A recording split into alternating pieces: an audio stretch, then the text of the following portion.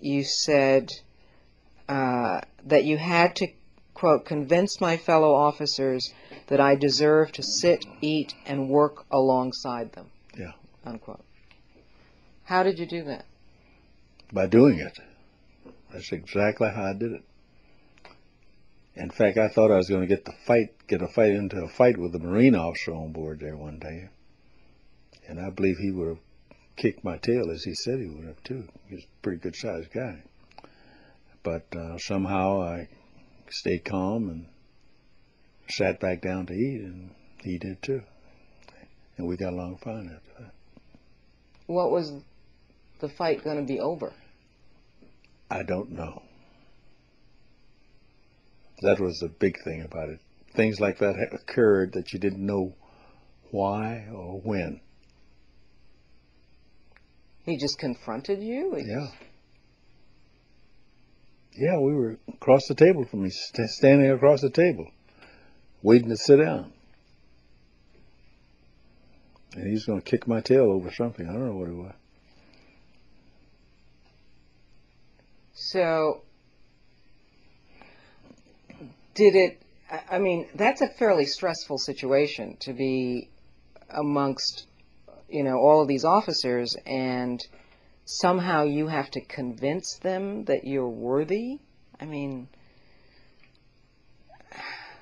well, I don't know. Yeah, there are two levels to that. One Yeah. is, why should you have to convince them? Yeah.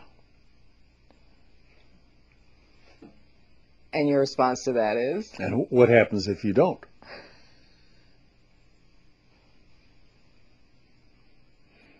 Well, I can tell you what went on a little later on. I might explain it to you. Lieutenant Yarbrough, who was my roommate, received orders to go to a ship which was in Korea, USS Toledo, CA-133. And I, being the communicator, saw all the traffic that went back and forth. And one of the messages said,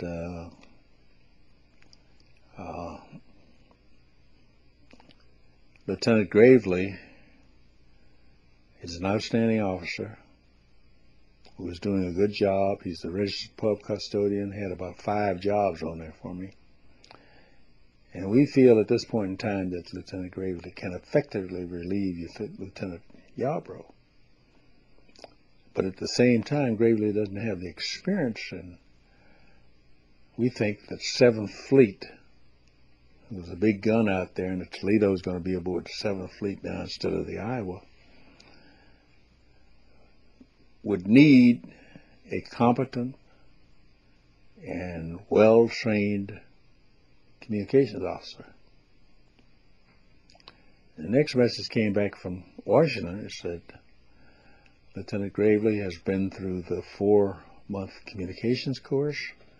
You've got 2 other officers that have been through the communications course. You've got 2 warrant officers aboard who've got 15, 20 years of experience. We recommend you keep Lieutenant Gravely and send Yarbrough to the Toledo. That made me feel kind of good. I guess so. And of course I stayed and he didn't. He went. But amazingly enough, a year later,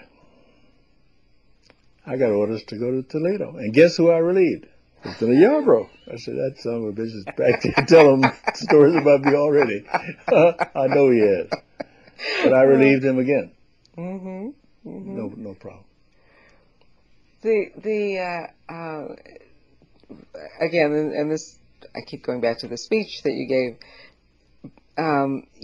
In the speech you cited for the young officers that you were talking to about the role of a black officer, you described a situation that apparently happened on the Iowa, where you said a young black officer saw a black chief petty officer get kicked by a white officer, and that the black officer went up to the white officer and said that he was going to report it, and he did, and then both the white officer and the black chief petty officer denied that it ever happened. Mm-hmm. And the commander, or the captain, ended up bawling out all three of them. Yeah. And at the end of that example, it became kind of like, well, if I'm a young officer listening to that, what's the message I'm supposed to get? How do I cope with a situation where literally it looks as if I'm damned if I do and I'm damned if I don't? What were you saying? What's the message? Yeah. Mm-hmm. Well, I didn't mean to tell him he's damned if he did and damned if he don't. I didn't mean to portray it that way. But I can see how you're a little confused at it. But I think several officers or several people saw that black officer being kicked by a white, his black petty officer being kicked by a white officer. They should have stood up for him. And they didn't stand up for him. So what could you do? There was nothing that the senior people could do. He said he didn't do it, so blah, blah, blah. If he didn't do it, why the hell you waste my time talking to me at Mass saying he did something that he didn't do? So you had a situation where the black petty officer, who was the one who had theoretically the grievance, because Mm-hmm. he's the one who got kicked, Yeah. denied it. Yeah, I know it. I don't know. So if you're a young black officer saying, you know, I'm coming in here, I'm going to stand up for, you know, the way black people are treated in this man's Navy, but I'm faced with a situation where a black man gets mistreated and then he doesn't want to own up to it. How can I fight those battles? Yeah, but that's what I'm saying. The black chief petty officer who got kicked, if he was kicked, he should have said, I was kicked, yes. But he denied it. Why do you think he did? I don't know. I really don't know. He didn't want to be seen as a troublemaker? Or? Could have been. I just don't know. I have no idea why he denied that he was being kicked when he was seen being kicked by another guy. I don't see why this other guy who saw him being kicked would have lied. But then again, I don't know. I don't know the answer to that one.